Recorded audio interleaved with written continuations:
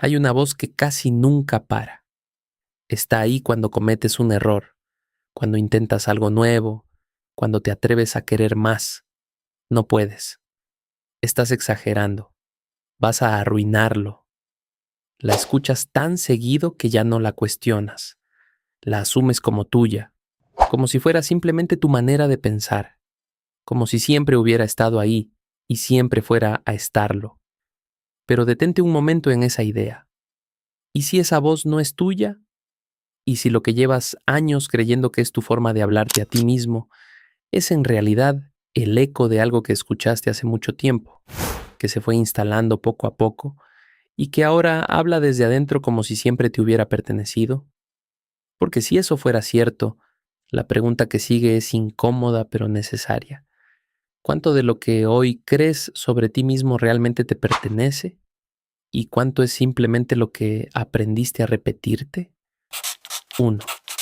La voz interior se forma antes de que puedas cuestionarla. Durante la infancia, el cerebro todavía no tiene la capacidad de filtrar lo que escucha.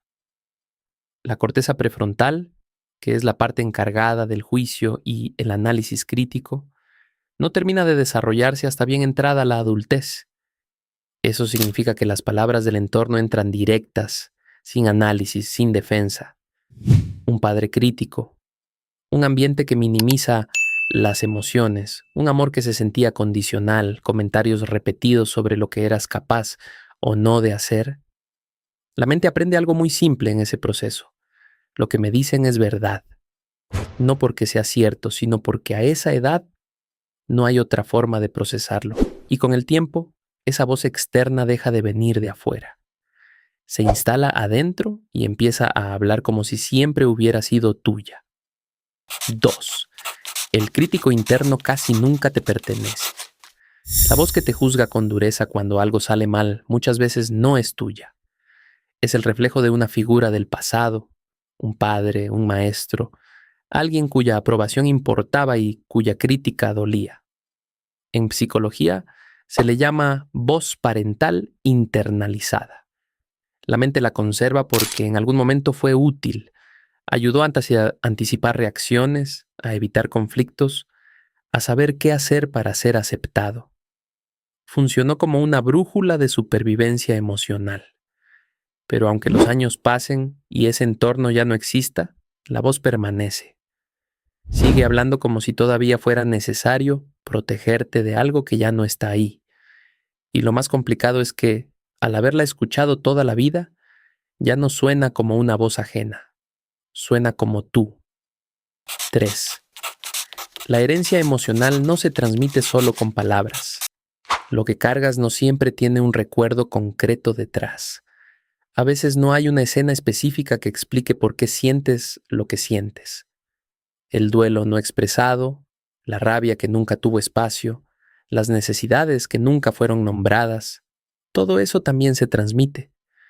No a través de conversaciones, sino a través de atmósferas, de silencios, de cómo reaccionaba el entorno cuando algo dolía. El niño no aprende esto con explicaciones, lo aprende con emociones, con el cuerpo, con lo que se sentía seguro expresar y lo que no. Y esas emociones se convierten en la materia de la que está hecha la voz interior. La culpa, sin motivo aparente, la sensación persistente de no ser suficiente, el estado de alerta constante en la adultez, muchas veces son emociones heredadas, que viven en el inconsciente sin que nadie las haya nombrado antes. No son tuyas en el sentido de que las hayas elegido. Son tuyas en el sentido de que las cargas. 4. No toda voz interior es un enemigo. Es importante aclarar esto. No toda voz interna daña. Hay voces que protegen, que orientan, que cuidan. Para un momento, no te exijas tanto.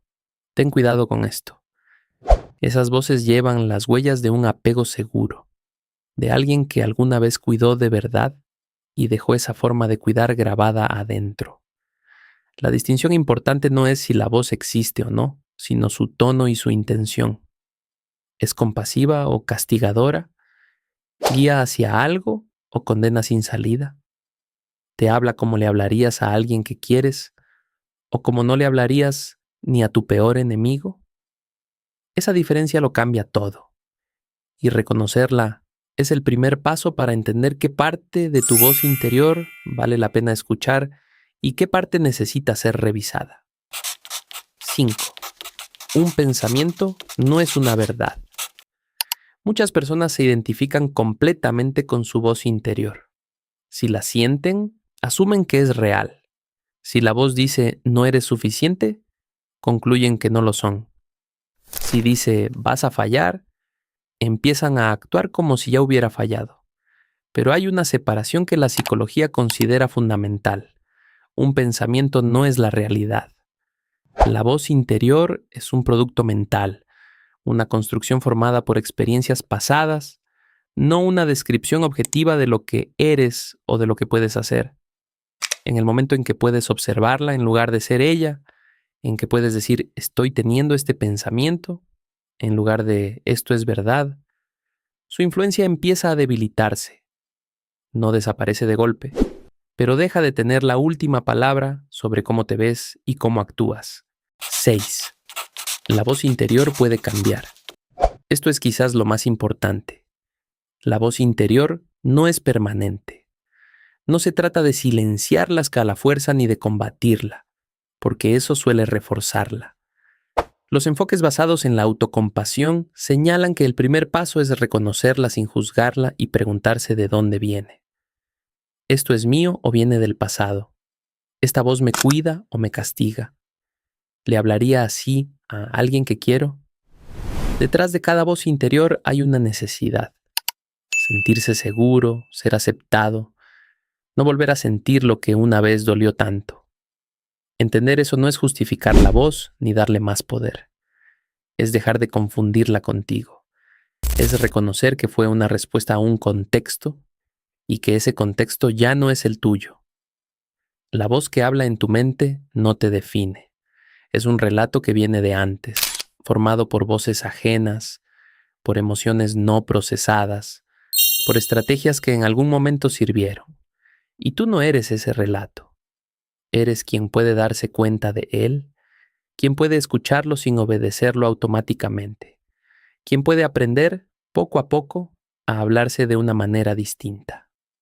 Porque el momento en que reconoces de dónde viene esa voz, algo cambia.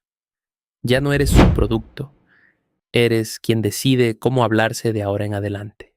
Si quieres entender por qué haces lo que haces, suscríbete. Aquí no solo ves contenido, empiezas a verte a ti.